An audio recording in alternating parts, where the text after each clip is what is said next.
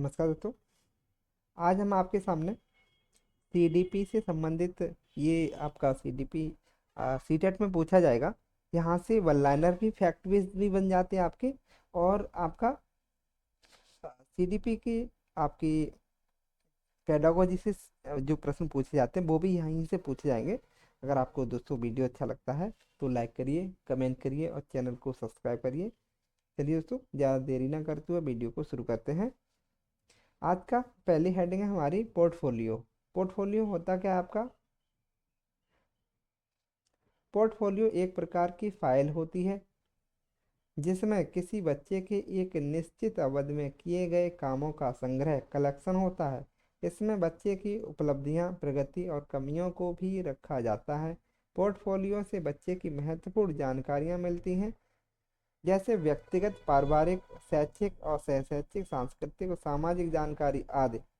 बच्चों की पोर्टफोलियो बनाने का ये उद्देश्य होता है कि उसकी सहायता से उनका मूल्यांकन करना आसान हो जाता है।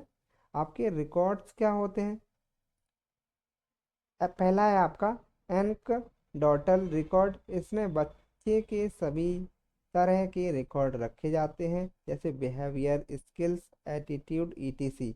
और कम्यूलेटिव रिकॉर्ड आपका क्या होता है? इसमें बच्चे के क्लास से संबंधित रिकॉर्ड रखे जाते हैं, जैसे एकेडमिक और अटेंडेंस और अचीवमेंट, ईटीसी।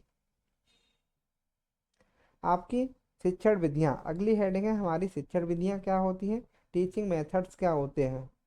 समस्या समाधान विधि, प्रॉब्लम सॉल्विंग मेथड। इसमें स्टूडेंट को एक प्रॉब्लम दी जाती है जिसका समाधान स्टूडेंट खोजते हैं और नॉलेज नॉलेज लेते हैं।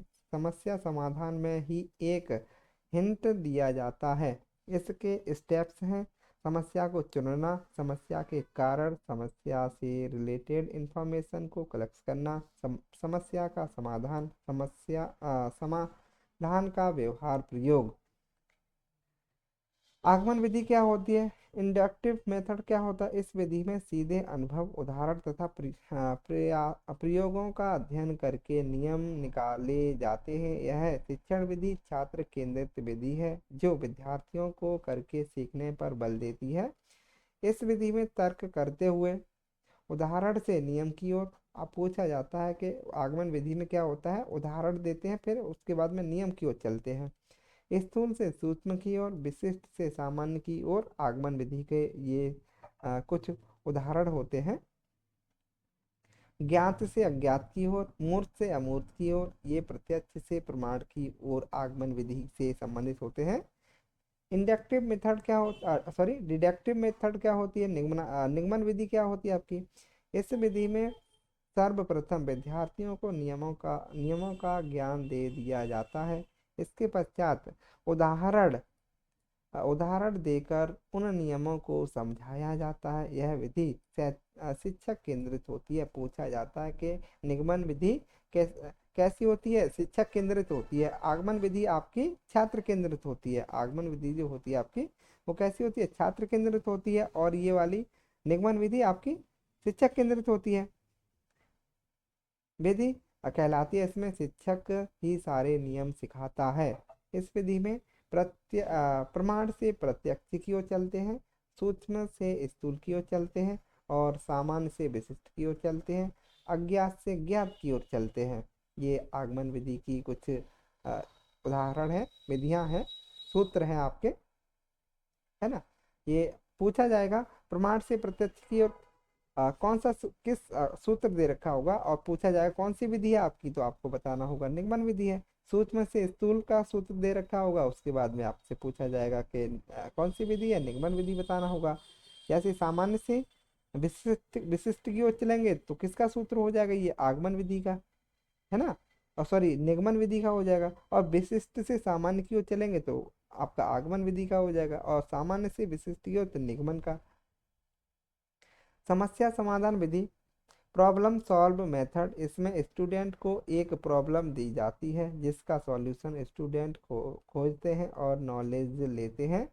प्रोजेक्ट विधि क्या होती है? प्रोजेक्ट मेथड, इसके प्रवर्तक किलफैक्ट्रिक थे। यह विधि अनुभव केंद्रित होती है। यह बालकों के सामाजिकरण पर विशेष बल देती है। इस विधि में विद्यार्थी स्वतंत्र रूप से कार्य करता है एवं अपनी समस्याओं का हल अपने स्वयं के विचारों के आधार पर करता है। यह विधि वास्तविकता के सिद्धांत पर कार्य करती है।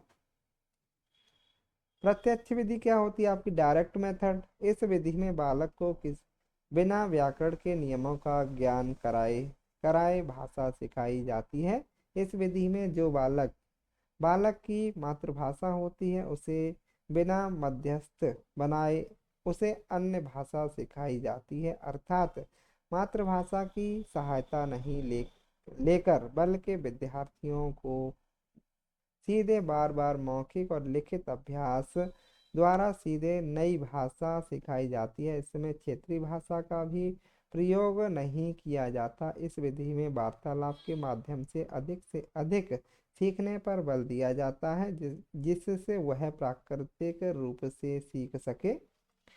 विश्लेषण विश्लेषण विधि क्या होती है? एनालिसिस मेथड क्या होता है? इस विधि में समस्या को छोटे छोटे टुकड़ों में बांटकर उनका अध्ययन व समीक्षा करते हुए उसे हल किया जाता है। संश्लेषण विधि सिंथेसिस मेथड। आपके विश्लेषण और संश्लेषण विधि एक दूसरे के पूरक होती है। विश्लेषण कर लेने के पश्चात ही संश्लेषण का कार्य होता है। इस विधि में किसी समस्या के छोटे छोटे भागों को जोड़ते हुए समस्या का हल किया जाता है। इस विधि का प्रयोग प्रायः ज्यामिति या ज्योमेट्री में किया जाता है। अनुकरण विधि क्या होती है आपकी? सिमुलेशन आपकी मेथड। इस विधि में बालक अनुकरण करके सीखता है। इसलिए इस विधि को अनुकरण विधि कहा जाता है। इस विधि में बालक अपने शिक्षक का अनुकरण करके लिखना, पढ़ना और नवीनतम रचना करना सीखता है। इस विधि के अंतर्गत बालक शिक्षक के उच्चारण को सुनकर वाचन करना सीखता है। पहले शिक्षक बोलता है, फिर बच्चे उसका अनुसरण करते हैं। इस विधि के अनुसार ही शुद्ध उच्चारण को ही भाषा शिक्षक का सर्वश्रेष्ठ गुण माना जाता है। व्याख्यान विधि लेक्चर मेथड क्या होती है? व्याख्यान विधि में किसी तथ्य विषय की व्याख्या की जाती है। व्याख्यान विधि को शिक्षण की सबसे प्राचीन विधि माना जाता है। इस विधि में शिक्षक की भूमिका प्रमुख होती है, इसलिए इसे शिक्षक केंद्रित शिक्षण विधि मानी जाती है। यह विधि स्मृति स्तर मेमोरी लेवल का शिक्षण आगमन कराती अधिगम कराती है। सामाजिक विज्ञान में व्याख्यान विधि का प्रयोग सबसे अधिक होता है। व्याख्यान शिक्षण विधि में पाठ्य पुस्तक एवं विषय वस्तु के प्रस्तुतिकरण पर अधिक बल दिया जाता है। और खंडीकरण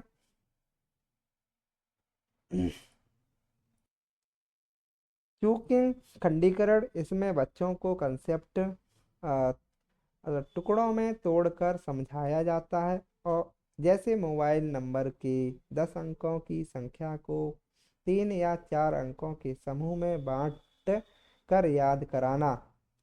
आपकी अगली आपकी हेडिंग है सामाजिकरण क्या होता है? सोशलाइजेशन क्या होता है आपका? सामाजिकरण यह एक ऐसी प्रक्रिया है जिसमें मानव समाज द्वारा सीखता है और यह पूरे जीवन तक निरंतर कंटिन्यूअसली चलती है। यह एक कॉम्प्लेक्स प्रोसेस है जो प्रत्यक्ष और अप्रत्यक्ष दोनों रूपों से होती है। सामाजिकरण इकाइयों का प्रकार। Type of socialization acquaint sorry agent. बच्चों के सामाजिकरण के प्रमुख दो तरह के एजेंसी काम करती है। एक सक्रिय एजेंसी होती है, एक्टिव एजेंसी। इसका बच्चे पर सीधा प्रभाव पड़ता है। उदाहरण के लिए परिवार, दोस्त, पड़ोसी रिश्ते और स्वास्थ्य, क्लब, स्कूल आदि। निष्क्रिय एजेंसी क्या होती है? पैसिव एजेंसी, इसका बच्चे पर सीधा प्रभाव नहीं पड़ता, जैसे पुलिस स्टेशन, सार्वजनिक पुस्तकालय, रेलवे स्टेशन, एयरपोर्ट आदि। सामाजिकरण की इकाइयाँ। एजेंसी क्या होती है सामाजिकरण की? परिवार, आपका परिवार फैमिली सामाजिकरण का प्रारंभिक परिवार होता है। और यह समाज समाजीकरण की पहली इकाई होती है। पूछा जाता है समाजीकरण की पहली इकाई क्या होती है? परिवार होती है। स्कूल, टीचर, गेम और मीडिया, धार्मिक संस्थाएं ये सोशलाइजेशन की सेकेंडरी एजेंसीज हैं। अगली हेडिंग है हमारी आनुवंशिकता और वंशानुक्रम और वातावरण क्या होता है? Heredity and environment. हेरिडिटी, आनुवंशिकता क्या होती है आपकी? जब आनुवंशिक जीन्स गुण, आँख, नाक, रंग, त्वचा, लंबाई, बुद्धि आदि एक पीढ़ी से दूसरी पीढ़ी में ट्रांसफर होते हैं तो उसे आनुवंशिकता या आन आन वंशानुक्रम कहते हैं। क्या कहते हैं? वंशानुक्रम। इन्वायरमेंट क्या होता है? इससे अभिप्राय है हमारे चारों तरफ का माहौल, जिसे घर, स्कूल, परिवार, पड़ोस और आपका भोजन इत्यादि। जीन्स, मानव विकास में दोनों का महत्वपूर्ण योगदान है। विकास, इन्वायरमेंट बराबर होता है आपकी heredity and environment. Sex determination, लिंग निर्धारण आपका एक्स वाई और यहाँ पे एक्स एक्स। लड़कों में क्या होता है? एक्स वाई गुणसूत्र पाए जाते हैं और लड़कियों में एक्स एक्स गुणसूत्र पाए जाते हैं। हमारे शरीर में दो तरह के सेक्स क्रोमोसोम्स पाए जाते हैं, एक्स और वाई। टोटल क्रोमोसोम्स की संख्या पूछी जाती है तो 46 होती है। जोड़ों में अगर पूछी जाएगी तो आपके 23 जोड़े होंगे। महत्वपूर्ण सिद्धांत, प्रिंसिपल ऑफ हेरिडिटी, प्रत्यागमन का सिद्धांत, प्रिंसिपल ऑफ द रिग्रेशन, विपरीत गुणों का उत्पन्न होना, यानी तेज बुद्धि वाले माँ बाप के कम बुद्धि लब्ध के बच्चे या कम बुद्धि वाले के तेज बुद्धि वाले बच्चे, ये प्रत्यागमन का सिद्धांत कहलाता है। जैसे गाल्टन का सिद्धांत, गाल्टन थ्योरी, इसके अनुसार जब बच्चों में कुछ पिछली पीढ़ी से भी गुण पिछली पीढ़ी से भी ट्रांसफर होते हैं, जैसे दादा दादी से, या तो गाल्टन का सिद्धांत या जीव गणना सिद्धांत बायोमेट्री थ्योरी कहलाता है। बीजमैन का सिद्धांत, इसके अनुसार माता पिता से प्राप्त बीज कोष कभी खत्म नहीं होता, यह एक पीढ़ी से दूसरी पीढ़ी में निरंतर कंटिन्यूअसली चलता रहता है। ग्रेगर मेंडल, इन्हें आनुवंशिकता का जनक कहा जाता है। इन्होंने मटर के दानों पर प्रयोग करके आनुवंशिकता के नियम निर्धारण किए थे। Cognition, emotion and mind mapping क्या होती है आपकी? अगली हेडिंग हमारी कॉग्निशन, इमोशन और माइंड मैपिंग। संज्ञान, कॉग्निशन आपका, इमोशन भावनात्मक और माइंड मैपिंग अपने अपने दिमाग को कैसे चलाए, माइंड मैप करें। इसका मतलब है कि सूचनाओं का ग्रहण करना, यानी मनुष्य जिस पर्यावरण में रहता है उसमें वस्तुओं, व्यक्तियों, घटनाओं आदि के प्रति जो अवधारणा बना लेता है उसे ही संज्ञान कहते हैं। संज्ञान के अंदर बहुत सी मानसिक क्रियाएं होती हैं, जैसे कल्पना, चिंतन और तर्क। संज्ञानात्मक विकास के चरण, अवधान, अटेंशन। संज्ञान का उपयोग करते समय बच्चा पहले अवधान करता है। दूसरा, स्मृति, मेमोरी, जब बच्चा अपने वातावरण के चारों ओर चीज़ों का अवधान कर लेता है तो वह उनमें उनसे संबंधित सूचनाओं को अपने दिमाग में इकट्ठा कर लेता है। तीसरा है मेटाकॉग्निशन, इसमें सूचनाओं को वर्गीकरण करके सही समय पर सही सूचना को प्रस्तुत किया जाता है। मेटाकॉग्निशन बच्चों को उनके सीखने का स्वयं मूल्यांकन करने और उनकी समझ की जांच करने में हेल्प करता है। मान अ, मानचित्र माइंड मैपिंग क्या होती है? इसके द्वारा हम सूचनाओं का अपने संज्ञान में चित्र बनाते हैं। इसे मन की क्रियाशीलता का अनुसंसाधन रिसर्च भी कहते हैं। क्यूरी क्योंकि होना चाहिए, क्योंकि इसमें हम अपने मन की क्रियाशील रखते हैं और खोजबीन करते हैं। संवेग क्या होते हैं? इमोशंस क्या होते हैं आपके? ये वह स्थिति होती है जिसमें व्यक्ति उत्तेजित हो जाता है और इसे अलग अलग शारीरिक परिवर्तन द्वारा पहचाना जा सकता है। संवेगों के प्रकार, टाइप ऑफ इमोशंस। मैकडूगल को संवेग का जनक भी कहा जाता है। इन्होंने 14 प्रकार की मूल प्रवृत्तियां बताई हैं जो संवेग से जुड़ी होती है। मूल प्रवृत्ति आपका संबंध दे रखा है। पलायन, एस्केप क्या होता है? आपका भय, फील। ये उत्साह, कॉम्बैट आपका क्रोध, एंजर निवृत्ति आपके रिपल्सन आपके घृणा, डिसगस्ट जिज्ञासा, क्यूरियोसिटी आपकी आश्चर्य, वंडर। और शिशु रक्षा आपकी पेरेंटल आपकी वात्सल्य, लव। और शरणागति अपील विषाद होता है, डिस्ट्रेस। रचनात्मक कंस्ट्रक्शंस और रचनात्मक भावना, फीलिंग ऑफ क्रिएटिवनेस। संचय प्रवृत्ति, एक्यूजिशन और स्वामित्व की भावना, फीलिंग ऑफ वंडरशिप। सामूहिकता, ग्रे ग्रे ग्रेगरियसनेस आपकी एकाकीपन और फीलिंग ऑफ लॉन लाइन लॉनलाइनेस। और काम, सेक्स इसकी कामुकता, लॉस्ट आत्मगौरव, सेल्फ असर्शन आपका श्रेष्ठ की भावना, जैसे पॉजिटिव सेल्फ फीलिंग। दैन्य, सबमिशन आपका आत्महीनता, नेगेटिव सेल्फ फीलिंग। भोजन अन्वेषण, फूड सीकिंग आपकी भूख, एपी एपीटिट हास्य, लाफर आपकी। और आपका अनुमोद,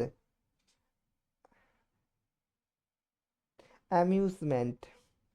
संज्ञान और संवेग आपस में संबंधित होते हैं। पूछा जाता है संज्ञान संवेग आपस में क्या संबंधित होते हैं? हाँ, बिल्कुल सही है। अगला है अभिप्रेरणा, मोटिवेशन। अब मोटिवेशन क्या होता है?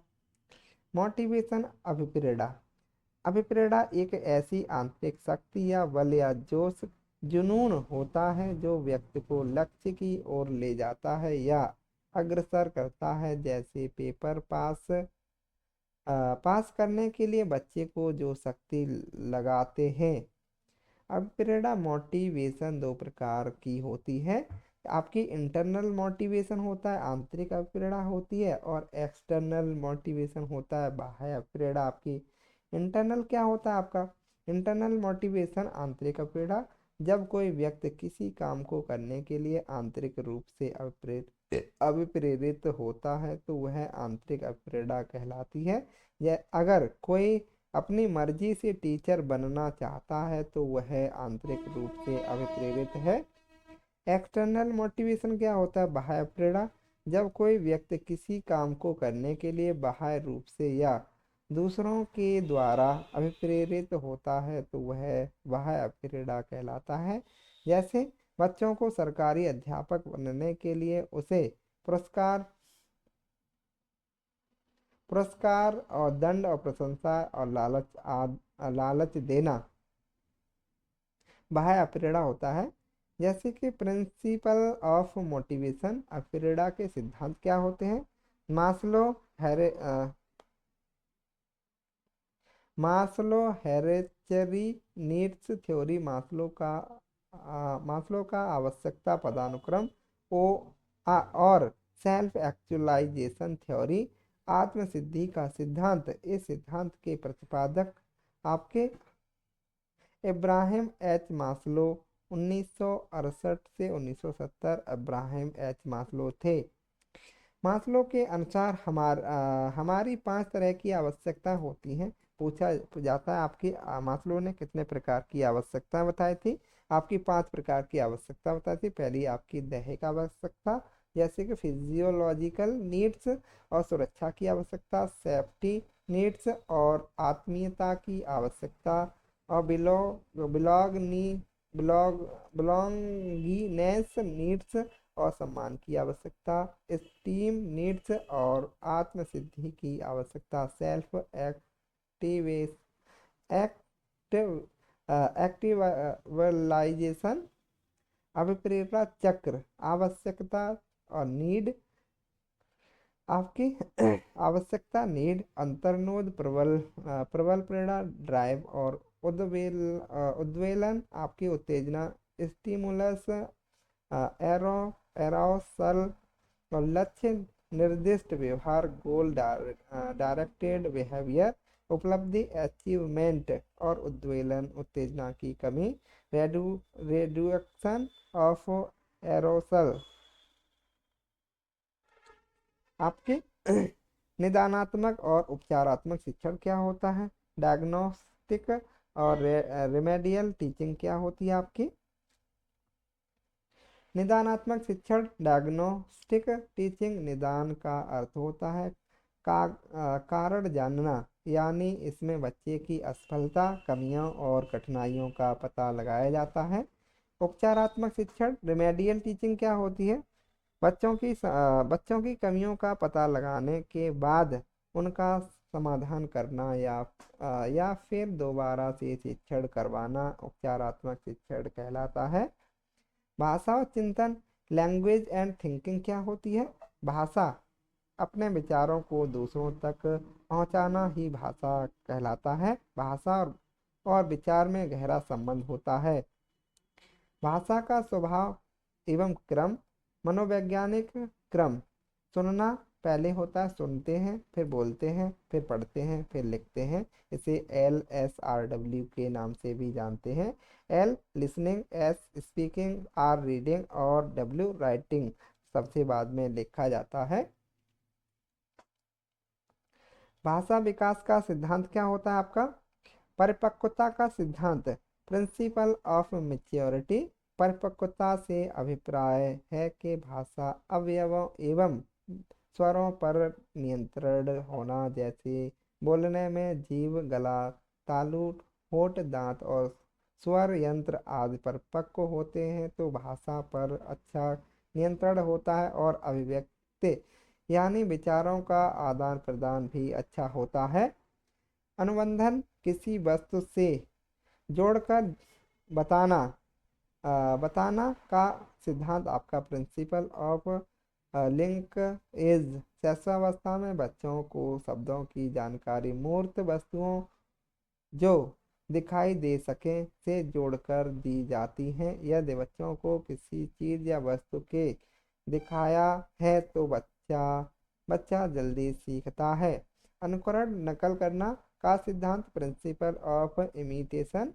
मनोवैज्ञानिकों के अनुसार बालक अपने परिवारजनों तथा साथियों की भाषा का अनुकरण करके सीखते हैं। आपका अगला है, आपका अगली हेडिंग है चिंतन, थिंकिंग क्या होती है आपकी? चिंतन, थिंकिंग, किसी भी समस्या का समाधान करने के लिए हमारे मन में जो विचार उत्पन्न होते हैं वही विचार चिंतन कहलाता है। चिंतन का आरंभ समस्या उत्पन्न होने पर होता है तथा समस्या समाधान होने तक चलता है। चिंतन के प्रकार, स्वलीन चिंतन और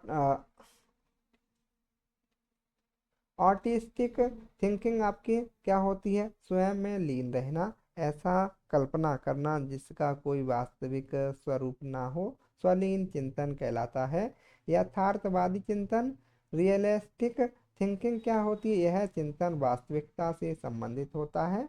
टाइप ऑफ रियलिस्टिक थिंकिंग, अभिप्रेरणा चिंतन, जैसे कि कन्वर्जेंट थिंकिंग, इसमें समस्याएं एक ही बिंदु पर केंद्रित होती हैं और समस्या का एक ही समाधान होता है। जैसे जैसे भारत की राजधानी दिल्ली, इसके द्वारा खोजा हुआ समाधान बंद अंत क्लोज एंड वाला होता है। अभिसारी चिंतन आपका कैसा होता है? बंद अंत वाला होता है। अपसारी थिंकिंग क्या होती है आपकी?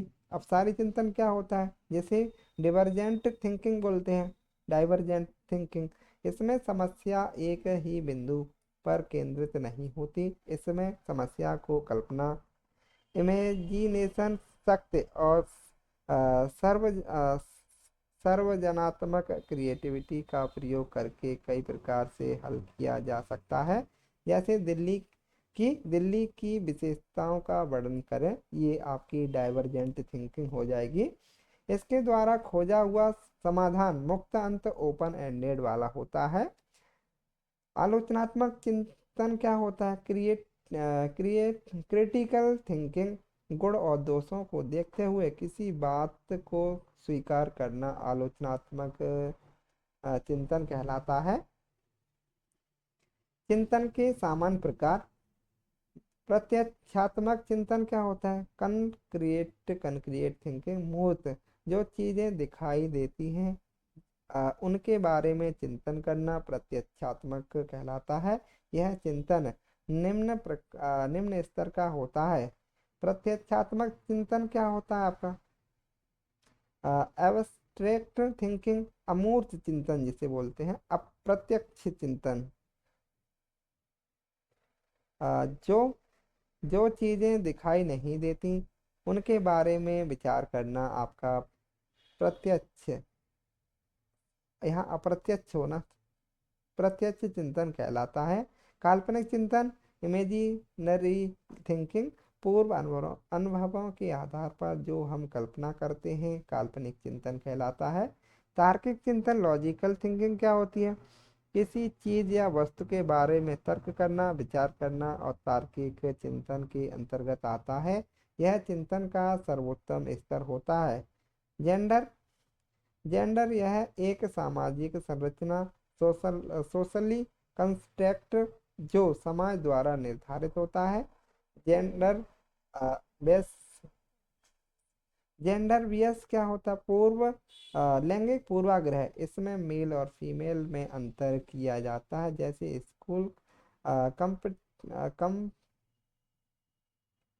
स्कूल कंपटीशन में बॉय और गर्ल में से गर्ल्स को प्राथमिकता देना। एक टीचर को हमेशा दोनों को बराबर मानना चाहिए, लड़का लड़कियों में अंतर नहीं करना चाहिए। जेंडर स्टेरो स्टेरोटाइपिंग, लैंगिक रूढ़वादिता, जो चीजें तथ्य पहले से चली आ रही हैं उसी को मानना जेंडर स्टेरोटाइपिंग कहते हैं। जैसे महिला घर के काम करती है और पुरुष बाहर के काम। शिक्षा का अधिकार अधिनियम 2009, ये क्या है? वर्ष 2002 में संविधान में 86वां संविधान संशोधन अनुच्छेद 21A के भाग 3 के माध्यम से 6 से 14 वर्ष तक के सभी बच्चों को मुफ्त और अनिवार्य शिक्षा उपलब्ध कराना, ये शिक्षा का अधिकार अधिनियम 2009 है। इसको प्रभावी बनाने के लिए 4 अगस्त 2009 को लोकसभा में यह अधिनियम पारित किया गया और 1 अप्रैल 2010 से पूरे प्रदेश में लागू किया गया। आरटीई का ऑफिशियल नाम है the right of children to free and compulsory education act 2009। निःशुल्क और अनिवार्य बाल शिक्षा का अधिकार अधिनियम 2009। धारा नंबर 12 TRE 2009 के अनुसार प्राइवेट स्कूलों में कितने प्रतिशत सीटें गरीबी विद्यार्थियों के लिए आरक्षित हैं? ये 25%। RTE 2009 के अनुसार धारा नंबर 12 आर्टिकल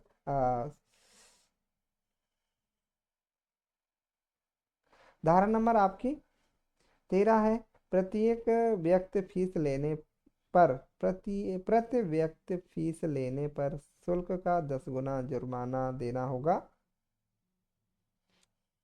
धारा नंबर 14, किसी बालक के पास जन्म प्रमाण जन्म प्रमाण पत्र न होने की स्थिति में विद्यालय में प्रवेश लेने से इनकार नहीं किया जा सकता। धारा नंबर आपकी 14 कहती है। धारा नंबर 15 क्या कहती है?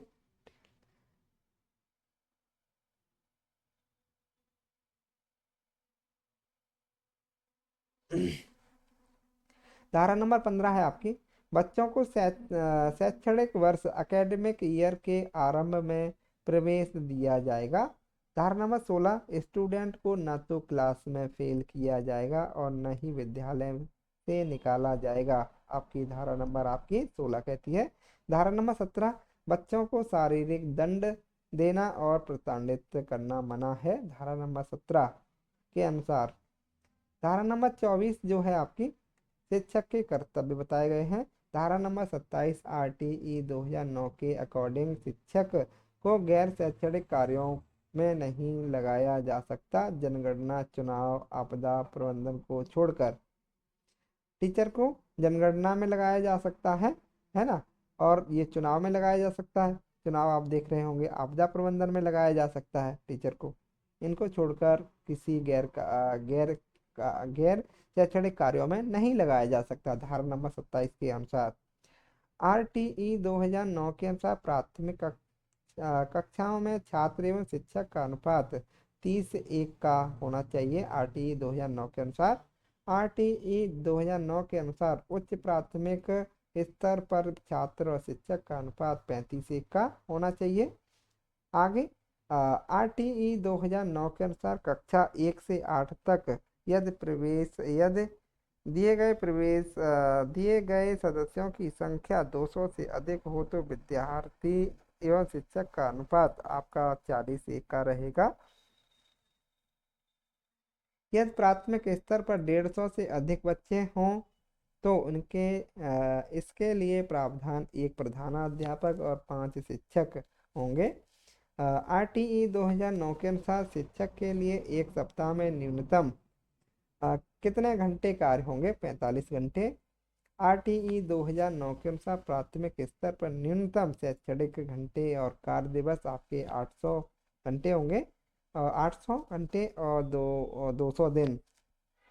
आरटीई 2009 के अनुसार उच्च प्राथमिक स्तर पर न्यूनतम शैक्षणिक घंटे व कार्य दिवस आपके 1000। ये उच्च प्राथमिक स्तर पर, प्राथमिक स्तर पर उधर था। प्राथमिक स्तर पर 800 घंटे 200 दिवस 200 दिन, और यहाँ पे 1000 घंटे 220 दिन उच्च प्राथमिक स्तर पर। आरटीई 2009 के अनुसार किस कक्षा तक बालक को निष्कासित नहीं किया जा सकता? कक्षा 8 तक। आरटीई 2009 के अनुसार कक्षा 1 से 5 तक के बालकों के घर से विद्यालय की दूरी 1 किलोमीटर होनी चाहिए। आरटीई 2009 के अनुसार एसएमसी स्कूल मैनेजमेंट कमेटी का अध्यक्ष अभिभावक होगा। अगला प्रश्न है, इस अधिनियम के अनुसार स्कूल के विकास के अनुदान एवं खर्च का दायित्व विद्यालय प्रबंधन समिति का होगा। आरटीई 2009 के अनुसार विशेष आवश्यकताओं वाले बच्चों को किस शिक्षा व्यवस्था के अंतर्गत पढ़ाना चाहिए? समावेशी शिक्षा व्यवस्था के अंतर्गत। शिक्षा का अधिकार अधिनियम 2009 के क्रियान्वयन के बाद कक्ष आयु के अनुसार अधिक समझाती है। आरटीई 2009 के अकॉर्डिंग दिव्यांग बच्चों के लिए मुफ्त शिक्षा 18 वर्ष तक। दिव्यांग बच्चों के शिक्षा जो 18 वर्ष तक है, जबकि सामान्य बच्चे के लिए 6 से 14 वर्ष तक है। आपको ये ध्यान रखना होगा। एनसीएफ 2005 राष्ट्रीय पाठ्यचर्या की रूपरेखा 2005, नेशनल कैरिकुलम फ्रेमवर्क 2005, राष्ट्रीय पाठ्यचर्या की रूपरेखा 2005 एक ऐसा दस्तावेज है जिसमें ऐसे विषय पर चर्चा की गई है कि बालकों को क्या और किस प्रकार से पढ़ाया जाना चाहिए। राष्ट्रीय पाठ्यचर्या की रूपरेखा 2005 के मार्गदर्शी सिद्धांत ज्ञान को स्कूल के बाहरी जीवन से जोड़ना, knowledge should be linked to out जैसे outdoor life of the school. पढ़ाई को रटन प्रणाली से मुक्त करना किया जाए। जैसे study should be freed from the rote system root system. पाठ्यचर्या पाठ्य पुस्तक केंद्रित ना हो। Curriculum should not be text book centred. विद्यालय में दी जाने वाली शिक्षा को विभिन्न प्रकार की गतिविधियों से जोड़ना। The education provided in the school should be linked to the various type of the activities. राष्ट्रीय मूल्यों के प्रति आस्थावान विद्यार्थी तैयार किए जाएं। Student should be pre prepared for national value. राष्ट्रीय पाठ्यचर्या की रूपरेखा 2005 के प्रमुख सुझाव। बाल बालक सक्रिय चाइल्ड एक्टिव हैं, वह स्वयं से जाने और सीखे और नई नई नई चीज़ों को आजमाएं, जोड़ तोड़ करें और गलतियां करें और स्वयं सुधारें। सीखना सक्रिय लर्निंग एक्टिव व सामाजिक गतिविधि सोशल एक्टिविटी। सीखने में यांत्रिकता बार बार नहीं होनी चाहिए। सीखने को डर, अनुशासन और डिसिप्लिन की जगह आनंद और संतोष से जोड़ा जाए। बालकों को स्कूल, घर, समुदाय आदि सब जगह महत्वपूर्ण मन अ, मन अ, माना जाए और उसकी भाषा संस्कृति को भी सम्मान दिया जाए। प्राथमिक स्तर प्राइमरी लेवल पर पाठ्यचर्या की सभी गतिविधि में भाषा और गणित का महत्वपूर्ण स्थान माना गया है। बहुभाषिकता मल्टीलिंगुअल कक्षा शिक्षण 3 भाषाओं त्रिभाषा सूत्र की वकालत करता है। इसने भाषा के 4 कौशल की बात की है: सुनना, बोलना, पढ़ना, लिखना। किसी भी प्रकार की सूचना को ज्ञान मानने से बचा जाए। विद्यार्थी को दी जाने वाली शिक्षा में शिक्षण सूत्र जैसे ज्ञात से अज्ञात की ओर, मूर्त से अमूर्त की ओर शिक्षण सूत्रों का अधिक से अधिक प्रयोग किया जाए। सजा पुरस्कार की भावना जैसे पनिशमेंट एंड वेंजेनियंस को सीमित किया जाए। सह शैक्षिक गतिविधियों में बच्चों के अभिभावकों पेरेंट्स को भी जोड़ा जाए। विशाल पाठ्यक्रम व मोटी किताबें शिक्षा प्रणाली की असफलता का प्रतीक है। मूल्यों को उपदेश देकर नहीं, वातावरण देकर उपस्थित किया जाए। पुस्तकालय लाइब्रेरी में बच्चों को स्वयं पुस्तक चुनने का अवसर दें। सांस्कृतिक कार्यक्रमों में मनोरंजन के स्थान पर सौंदर्य बोध, एस्थेटिक सेंस को बढ़ावा दे। शिक्षकों को अकादमिक संसाधन व नवाचार, इनोवेशन आदि समय पर पहुंचाया जाए और समुदाय कम्युनिटी को मानवीय संसाधन ह्यूमन रिसोर्स के रूप में प्रयुक्त होने का अवसर दें और मानसिक स्तर या योग्यता एलिजिबिलिटी के अनुसार पाठ्यक्रम का निर्धारण। बालकों के चहुमुखी विकास ऑल राउंड डेवलपमेंट पर आधारित पाठ्यचर्या हो और सभी विद्यार्थियों हेतु समावेशी वातावरण इंक्लूसिव एनवायरनमेंट तैयार करना। एनसीएफ 2005 5 विधियों पर जोर देता है: करके सीखना, लर्निंग बाय डूइंग, निरीक्षण विधि और इंस्पेक्शन मेथड, परीक्षण विधि टेस्ट मेथड और सामूहिक विधि कलेक्शन लॉ, मिश्रित विधि मिक्स्ड मेथड। एनसीएफ 2005 में शिक्षक के प्रति दृष्टिकोण शिक्षक ज्ञान का स्रोत नहीं बल्कि यह है ऐसा सुगमकर्ता फैसिलिटेटर है जो सूचना को अर्थबोध में बदलने की प्रक्रिया में विविध उपायों द्वारा बच्चों हेतु तैयार हो। एनईपी 2020 देख लीजिए। नेशनल एजुकेशन पॉलिसी के निर्माण के लिए जून 2017 में इसरो के पूर्व चीफ डायरेक्टर की कस्तूरी रंजन की अध्यक्षता में एक समिति का गठन किया गया था। इस समिति ने मई 2019 में नेशनल एजुकेशन पॉलिसी का मसौदा तैयार किया था। नेशनल एजुकेशन पॉलिसी 2020 वर्ष 1968 और 1968 और 1986 के बाद स्वतंत्र भारत की तीसरी शिक्षा नीति होगी।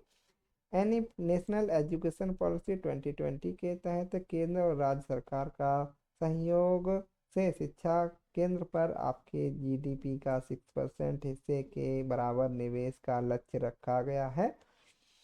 कैबिनेट द्वारा एमएचआरडी का नाम बदलकर आपका एजुकेशन मिनिस्ट्री करने को भी मंजूरी दी गई।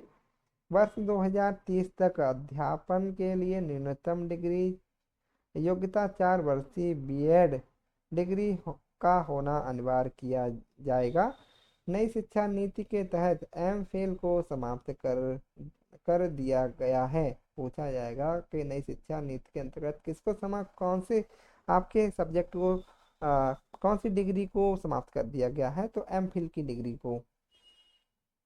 स्कूल एजुकेशन नई शिक्षा नीति वर्तमान में आपकी 10+2 वाली स्कूली व्यवस्था को 3 से 18 वर्ष के सभी बच्चों के लिए पाठ्यचर्या शिक्षण शास्त्री आधार 5334 की नई व्यवस्था में करने की बात करती है। इस नीति के आधार सिद्धांत रचनात्मक समझ कंसेप्चुअल अंडरस्टैंडिंग पर जोर देना, न ही रटंत पद्धति रूट लर्निंग मेथड और केवल परीक्षा के लिए पढ़ाई पर बहुभाषिकता मल्टीलिंगुअलिज्म और विविधता को प्रोत्साहन देना, क्योंकि बहुभाषी होने के उच्च संज्ञानात्मक लाभ होते हैं। सीखने के लिए सतत मूल्यांकन कंटिन्यूअस इवैल्यूएशन पर जोर देना, न कि साल के अंत में होने वाली परीक्षा को केंद्र में रखकर शिक्षण हो, और मूल्यांकन का उद्देश्य बच्चों को सीखने की प्रक्रिया में मदद करना भी है। छात्रों की प्रोग्रेस के मूल्यांकन इवैल्यूएशन के लिए परख नामक एक नए नेशनल असेसमेंट सेंटर की स्थापना की जाएगी। बच्चों की शिक्षा का माध्यम कम से कम क्लास 5 या क्लास 8 या इससे आगे तक भी घर की भाषा, मातृभाषा, मदर टंग स्थानीय भाषा होगी। राज्य विशेष रूप से भारत के अलग अलग राज्यों में 3 लैंग्वेज फार्मूला को अपनाएं, लेकिन इस फार्मूले में लचीलापन रखा जाए। त्रिभाषा सूत्र के अंतर्गत एक वैकल्पिक के रूप में दूसरी भारतीय भाषाओं संस्कृत का अध्ययन। राष्ट्रीय शिक्षा नीति 2020 के अनुसार भारत सरकार की एक भारत श्रेष्ठ भारत पहल इस बात पर बल देती है कि विद्यार्थी अधिकांश रूप से प्रमुख भारतीय भाषाओं की उल्लेखनीय एकता के बारे में जानेंगे। कक्षा 6 के लिए एक अतिरिक्त भाषा के रूप में शास्त्रीय भाषा, क्लासिकल लैंग्वेज तमिल, तेलुगु, कन्नड़, मलयालम, ओडिशा, पाली और फारसी आदि का अध्ययन। माध्यमिक स्तर पर एक अतिरिक्त विकल्प के रूप में विदेशी भाषा, कोरियन, जापानी, थाई, फ्रेंच, जर्मन, स्पेनिश, पुर्तगाली और रूसी का अध्ययन। एनईपी 2020 यह सीखना के कैसे सीखना है और मानकीकरण से लचीलापन स्टैंडर्डाइजेशन टू फ्लेक्सिबिलिटी की ओर बदलाव का प्रस्ताव रखती है। हर बच्चे की विशिष्ट क्षमताओं, रचनात्मकता, तार्किक सोच और नवाचार और समालोचनात्मक चिंतन क्रिटिकल थिंकिंग की पहचान करना और उनके समग्र विकास के लिए प्रयत्न करना। समावेशी शिक्षा इंक्लूसिव एजुकेशन सभी के लिए अधिगम। दिव्यांग जन अधिकार अधिनियम 2016 RPWD यह समावेशी शिक्षा को एक ऐसी व्यवस्था के रूप में डिफाइन करता है, जहां सामान्य और दिव्यांग सभी बच्चे एक साथ सीखते हैं। एनईपी 2020 के अकॉर्डिंग दिव्यांग बच्चों के लिए एक उपयुक्त इमारती ढांचा, उपयुक्त तकनीकी सुविधाएं और प्रत्येक स्टूडेंट के लिए एक शिक्षा और निजी शिक्षक के प्रावधान को बताया गया। क्लास 6 से ही शैक्षिक पाठ्यक्रम में व्यावसायिक शिक्षा को शामिल कर लिया जाएगा और उसमें इंटर्नशिप की व्यवस्था भी की जाएगी। राष्ट्रीय पुस्तकें क्या होती हैं? स्कूल के कैरिकुलम में कमी, लचीलापन और रट कर सीखने के बजाय रचनावादी सीखने के तरीके पर जोर देने के साथ स्कूल की नेशनल टेक्स्ट बुक में भी बदलाव होने चाहिए। ECCE क्या होता है? Early childhood care and education. इसमें मुख्य रूप से लचीली, बहुआयामी, खेल आधारित, गतिविधि आधारित, खोज आधारित, बहुआयामी और बहुउद्देशीय शिक्षा को शामिल किया गया है। स्कूल तैयारी मॉड्यूल, यह एक 3 महीने का प्ले आधारित मॉड्यूल है जो NCERT और SCERT द्वारा उन बच्चों के लिए बनाया जाएगा जो क्लास फर्स्ट में एडमिशन के कुछ ही हफ्तों बाद अपने सहपाठियों से पिछड़ जाते हैं। NEP 2020 के अनुसार लर्निंग अधिगम प्रयोगात्मक एक्सपेरिमेंटल होना चाहिए, जिसमें स्वयं करके सीखना, लर्निंग बाय डूइंग, और प्रत्येक सब्जेक्ट में कला और खेल को एकीकृत किया जाएगा। NCERT और SCERT के जब सॉरी मार्गदर्शन में राज्यों और केंद्र शासित प्रदेश द्वारा सभी स्टूडेंट के इस स्कूल बेस्ड असेसमेंट के आधार पर तैयार करने वाले और पेरेंट्स को दिए जाने वाले प्रोग्रेस कार्ड को पूरी तरह से नया स्वरूप दिया जाएगा। यह प्रोग्रेस कार्ड प्रगति पत्र एक समान 360 डिग्री बहुआयामी मल्टीपल डायमेंशनल कार्ड होगा, जिसमें सभी स्टूडेंट के संज्ञानात्मक, कॉग्निटिव, भावनात्मक, इफेक्टिव और साइकोमोटर डोमेन के विकास का बारीकी से किए गए विश्लेषण का विवरण स्टूडेंट की विशेषताओं समेत दिया जाएगा। टैग वर्ड्स देख लीजिए। यहाँ पे आप इन टैग वर्ड्स को आप सीटेट में अप्लाई करते हैं तो आप ये मान लीजिए कि यहाँ से आपको बहुत ही लाभ मिलेगा। पहले नेगेटिव वर्ड्स देखते हैं। नेगेटिव वर्ड्स क्या होते हैं? अगर किसी भी सवाल में आपके केवल मात्र सिर्फ ओनली दिख जाए तो वो आपका नेगेटिव वर्ड होता है, उस ऑप्शन को आप काट दीजिए। इसका 99% आपका जो सवाल होगा, जो भी सवाल होगा वो गलत माना जाएगा। रटना, याद करना या मेमोराइज, कंठस्थ करना, इस प्रकार के किसी भी आपके ऑप्शन में इस प्रकार के शब्द दिखते हैं तो वो आपके नेगेटिव होते हैं, उसे तुरंत काट दो। दंड, पनिशमेंट, सजा, समस्या, बोझ और हतोत्साहित, आपका भय दिया हो तो इस प्रकार के कहीं भी वर्ड मिलते हैं उसे आप काट दीजिए। आपका 99% ऑप्शन ही गलत है। पुस्तक केंद्रित, टेक्स्ट बुक, शिक्षक केंद्रित, इस प्रकार के अगर ऑप्शन मिलते हैं तो भी काट दीजिए। खाली स्लेट, ब्लैक पेपर या कोरी पट्टी, इस प्रकार के शब्द मिलते हैं तो काट दीजिए। लैंगिक असमानता को नहीं दर्शा सकते आप। बच्चे के विचार, मातृभाषा, त्रुटियों को महत्व न देना, ये आपके क्या होते हैं? नेगेटिव वर्ड होते हैं हमारे। अगर इस प्रकार के कोई भी आपको शब्द दिखते हैं तो आप उन्हें काट दीजिए, आपका ऑप्शन गलत होगा, आप सही ऑप्शन की तरफ बढ़ जाइए। आपका कहीं किसी भी प्रश्न में आपका निष्क्रिय दिख जाए तो उस ऑप्शन को काट दीजिए। रोजगार, व्यावसायिक उच्च ग्रेड की शिक्षा दिख जाए तब भी काट दीजिए। तकनीकी वैज्ञानिक शब्दावली दिख जाए तब भी काट दीजिए। सीमित दिख जाए तब भी काट दीजिए। व्याख्या या लेक्चर व्याख्यान परिभाषा डेफिनेशन दिख जाए तब भी काट दीजिए उस ऑप्शन को। मानकीकृत दिख जाए, स्टैंडर्डाइज दिख जाए तब भी काट दीजिए। वेदन या अभ्यास ड्रिल या प्रैक्टिस दिख जाए तब भी आप उस ऑप्शन को काट दीजिए। आपका 99% वो ऑप्शन गलत होगा। काल्पनिक विधि आपकी दिख जाए तब भी काट दीजिए। पृथक्करण और नामकरण दिख जाए तब भी काट दीजिए। तुलना दिख जाए तब भी काट दीजिए। योगात्मक आकलन दिख जाए तब भी काट दीजिए। उपेक्षा दिख जाए तब भी काट दीजिए। अनुशासन दिख जाए तब भी काट दीजिए। और नियंत्रण दिख जाए तब भी काट दीजिए। ये आपके वर्ड्स आप याद कर लीजिए और सीटेट में आपको एक ही बार में आप क्वालिफाई कर जाएंगे, है ना। इसके ये आपके जो वर्ड्स वर्ड्स दे रखे हैं, ये आपकी पेडागोजी में 100% आपके लिए आपको आगे बढ़ाने का कार्य करेंगे। पॉजिटिव वर्ड क्या होते हैं वो भी देख लीजिए आप। अगर सर्वांगीण विकास, किसी भी बच्चे का किसी भी ऑप्शन में सर्वांगीण विकास लिखा हुआ है तो वो पॉजिटिव वर्ड होता है।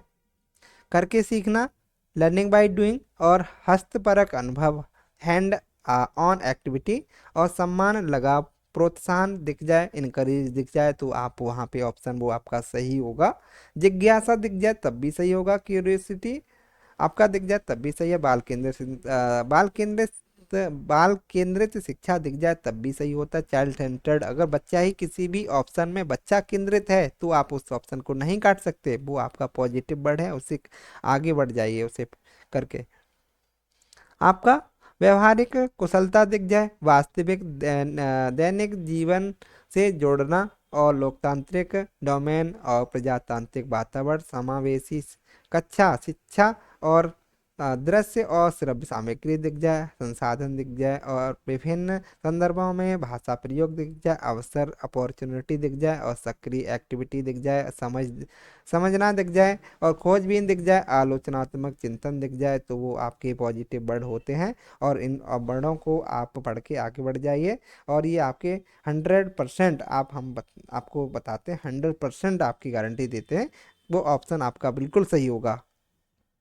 संवेदनशील और रचनात्मक आकलन दिख जाए, त्रुटि और भ्रांतियां दिख जाए। आप बच्चा स्टूडेंट जो होते हैं वो त्रुटि देखकर काट देते हैं, लेकिन हमें त्रुटियों को नहीं, यहाँ पे नेगेटिव नहीं लेना है, त्रुटियों को हमेशा पॉजिटिव लेना है, भ्रांतियों को भी पॉजिटिव लेना है और वो ऑप्शन आपका सही होगा 100%।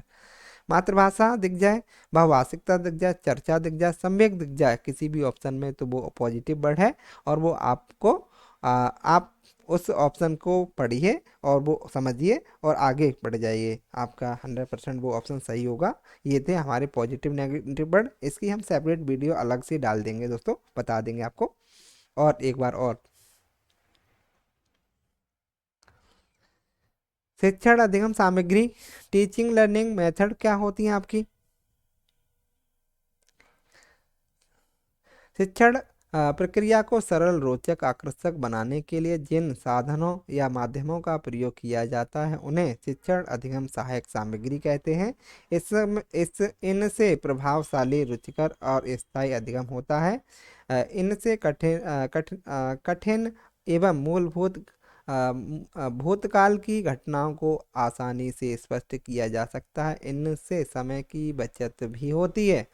शिक्षण अधिगम सामग्री के प्रकार, टाइप ऑफ टीएलएम क्या होता है। टीएलएम की फुल फॉर्म पूछी जाती है, टीचिंग लर्निंग मटेरियल। इंद्रियों के आधार पर 3 प्रकार की सामग्रियां होती हैं आपकी। श्रव्य सहायक सामग्री, ऑडियो लर्निंग मटेरियल। इस प्रकार की सामग्री से बच्चे सुनकर ज्ञान को अर्जित करते हैं। इसका उदाहरण है रेडियो, टेप रिकॉर्डर, ग्रामोफोन और चलचित्र आदि। रेडियो होता है आपका किस में आता है, श्रव्य सामग्री के अंतर्गत रेडियो आता है, टेप रिकॉर्डर भी आता है आपका। ग्रामोफोन, ये देख लीजिए, ये ग्रामोफोन का उदाहरण है। बच्चे समझ नहीं पाता कि ग्रामोफोन आपका किसका उदाहरण होता है, तो आपका ऑडियो लर्निंग मटेरियल का ये एग्जाम्पल होता है। लिंगुआ फोन इस प्रकार का होता है आपका, तो बच्चे लिंगुआ फोन के भी नहीं इमेज देख पाते हैं या उनको ध्यान नहीं होता है। लिंगुआ फोन होता क्या है, तो लिंगुआ फोन आपका ऑडियो ऑडियो का उदाहरण होता है। ऑडियो लर्निंग मटेरियल का। आपकी भाषा प्रयोगशाला भी ऑडियो लर्निंग का उदाहरण होती है। दृश्य सामग्री विजुअल लर्निंग मटेरियल क्या होते हैं? इस प्रकार की सामग्री से बच्चे देखकर ज्ञान को अर्जित करते हैं। इसका उदाहरण श्यामपट्ट बुलेटिन बोर्ड और फिनेलन बोर्ड, मानचित्र, ग्लोब चित्र, रेखा चित्र, कार्टून और मॉडल, पोस्टर और स्लाइड्स, फिल्म स्ट्रिप आदि ये दृश्य सामग्री के उदाहरण होते हैं। ये श्यामपट्ट देख लीजिए, श्यामपट्ट आपका विजुअल लर्निंग मटेरियल का उदाहरण है। फिनेलर फिनेल फिने फ्लैनेल बोर्ड आपका इस प्रकार का होता है, ये भी दृश्य सामग्री का उदाहरण होता है। और फिल्म स्ट्रिप भी आपकी दृश्य सामग्री का उदाहरण होता है। और इंसाइक्लोपीडिया भी आपका जो जो होता है, इंसाइक्लोपीडिया भी दृश्य सामग्री का उदाहरण होता है। पत्र पत्रिकाएं हो गए, ग्लोब हो गया आपका, ये सारे दृश्य सामग्री के उदाहरण होते हैं। अगला तीसरा है हमारा दृश्य श्रव्य सामग्री, ऑडियो विजुअल लर्निंग मटेरियल। इस प्रकार की सामग्री से बच्चे एक साथ सुनना और देखना ज्ञान को अर्जित करते हैं। इसके उदाहरण हैं आपके मोबाइल फोन, टेलीविजन, कंप्यूटर, चलचित्र, नाटक आदि।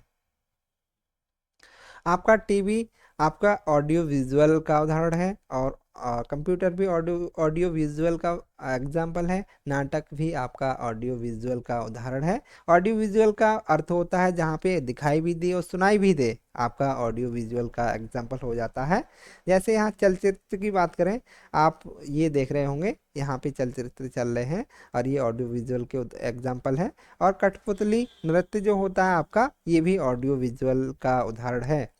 अगला दूसरा देखते हैं, तकनीकी के आधार पर इसे कठोर उपकरण हार्ड अप्रोच और मृद अप्रोच सॉफ्ट अप्रोच, पर परिक्षेपण के आधार पर प्रक्षेपी सामग्री प्रोजेक्टिव मटेरियल, जिन चीज़ों के प्रदर्शन के लिए मशीनों की ज़रूरत होती है वे प्रक्षेपी सामग्री होती हैं, जैसे slide, film strip, overhead projector आदि।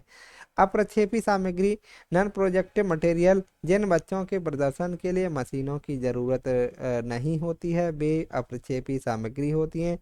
आपका यहाँ पे श्यामपट्ट चार्ट और पुस्तक आदि NCERT के अनुसार ग्राफिक्स चित्र आपके माइक्रोस कार्टून्स आपके उदाहरण उदाहरण हैं।